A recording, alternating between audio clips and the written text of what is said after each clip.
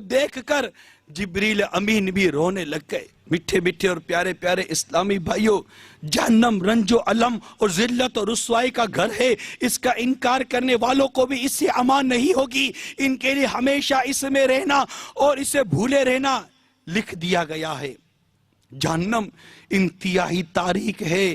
حضرت سیدنا ابو ہریرہ رضی اللہ تعالی عنہ سے مروی ہے، پیارے آقا صلی اللہ تعالی علیہ وسلم کا فرمان عبرت نشان ہے، اللہ عز و جل نے جبرائیل امین کو بلا کر جنت کی طرف بھیجا اور ارشاد فرمایا کہ جنت اور اہل جنت کے لیے میری تیار کردہ نعمت دیکھ۔ حضرت جبرائیل علیہ السلام نے دیکھا تو واپس آ کر عرض کی، مجھے تیری عزت و جلال کی قسم، جو کوئی اس کے متعلق سنے گا ضرور اس میں داخل ہونے کی کوشش کرے گا۔ تو اسے یعنی جنت کو نفس پر گراں گزرنے والی باتوں سے ڈھانپ دیا گیا۔ پھر ارشاد فرمایا دوبارہ جاؤ۔ تو جبرائیل علیہ السلام نے واپس آ کر عرض کی، تیری عزت و جلال کی قسم، مجھے ڈر ہے کہ اب کوئی بھی اس میں داخل نہ ہو سکے گا۔ اللہ اللہ۔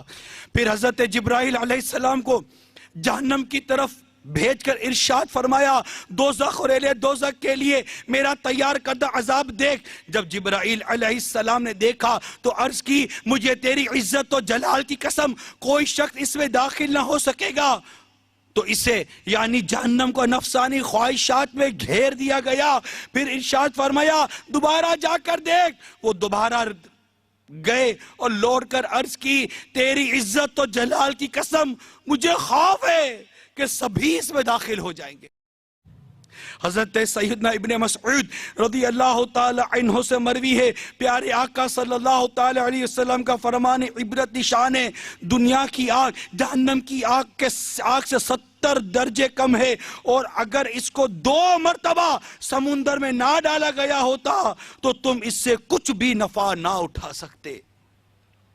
حضرت سیدنا عبداللہ ابن عمر رضی اللہ تعالی عنہما سے مروی ہے، نور کے پیکر تمام نبیوں کے سرور صلی اللہ تعالی علیہ وسلم کا فرمان غیب نشان ہے، قیامت کے دن جہنم کو لایا جائے گا، اس کی 70,000 لگامیں ہوں گی، ہر لگام کے ساتھ 70,000 فرشتے ہوں گے جو اس کو کھینچ رہے ہوں گے۔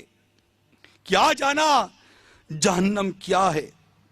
پیارے آقا صلی اللہ تعالی وسلم نے ارشاد فرمایا، اے جبرائیل کیا بات ہے، میں نے میکائیل کو کبھی ہنستے نہیں دیکھا۔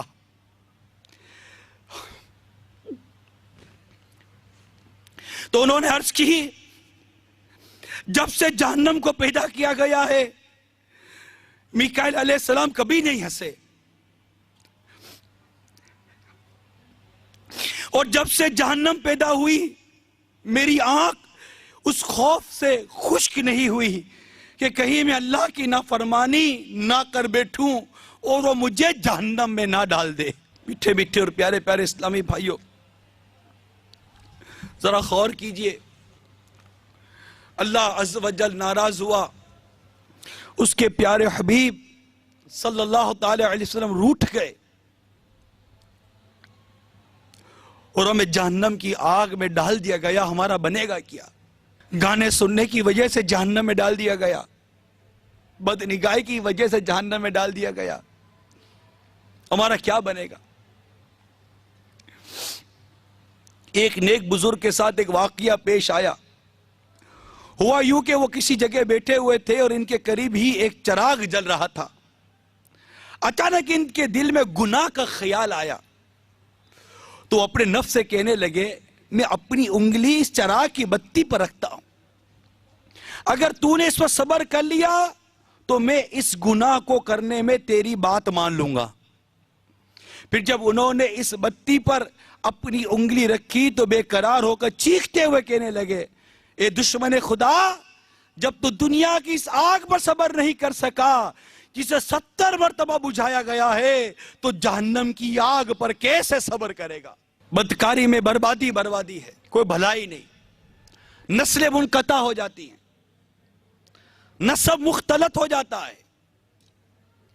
جو عورت بدکاری کرتی ہے کبھی اس کو کوئی سلیم الطبع شخص اپنے نکاح میں لینے کے لیے تیار نہیں ہوتا،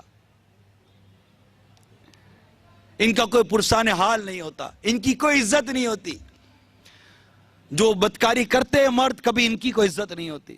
بربادی بربادی ہے اس کام میں.